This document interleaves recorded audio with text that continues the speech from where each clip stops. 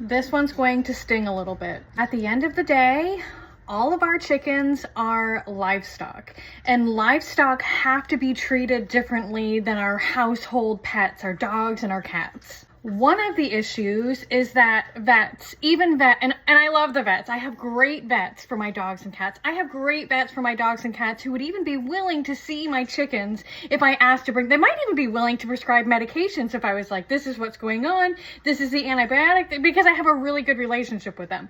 So I love vets. This isn't negative about vets, but even most vets who will see chickens don't really have, okay, I have yet to hear about or meet a vet who's even willing to see chickens, who actually really has the hands-on years of experience with chickens. Not like they do with dogs and cats and other animals, definitely.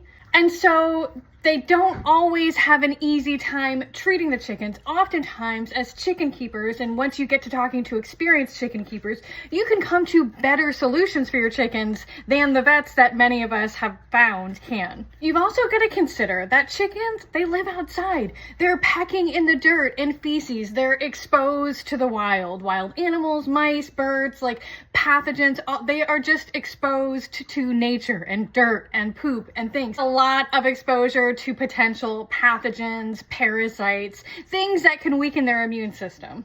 And I'm going to hold your hand when I say this. Sometimes chickens just, and there's no determinable reason. I don't lose a lot of chickens randomly, not compared to the amount of chickens that I have, but periodically I do just have chickens pass seemingly out of nowhere. They'll be fine one day and the next day they're gone. And I don't worry about that. Not when it's just one or, I mean, things happen. There is a lot that can happen metabolically. There can be issues with organs, the intestinal tract, like nutrient, like there are so many things that can go on within a chicken that they hide, that we don't see until they kick the bucket and it's too late. I'm just saying that's not abnormal.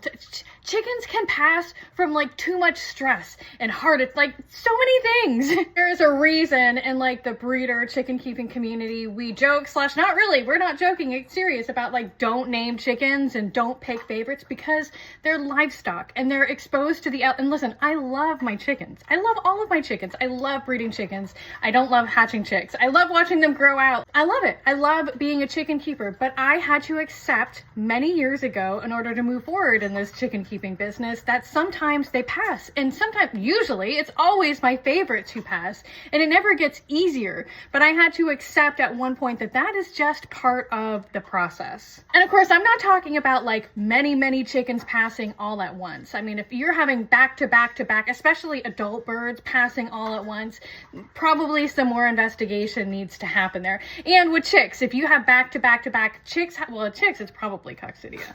But I'm just saying, if you are a chicken keeper, no matter where you're at in your chicken keeping career, and you have a good number of chickens, a flock of chickens, you need to be prepared for the time that something happens for one of those chickens without any previous awareness of symptoms.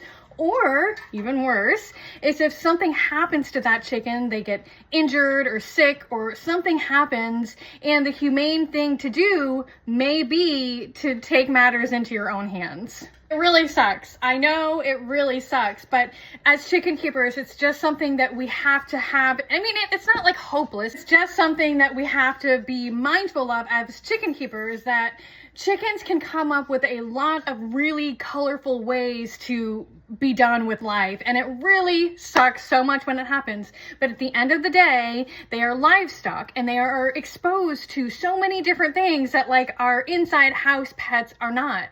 And I'll close with this. I one time lost a chicken because she literally kicked the bucket. Like literally, like I had one of those plastic totes outside in the summer in Florida, and it was like, I don't know, propped up. I didn't even think anything of it. It was like trash in the yard. And I had a free range chicken who literally got underneath that bucket and kicked it off from whatever it was on.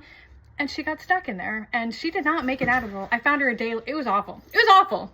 Chickens can find some colorful ways to go because they are exposed to weird different elements that are not the same as our inside house elements, and coupled with the fact that we don't have access to the same type of medical care for the birds.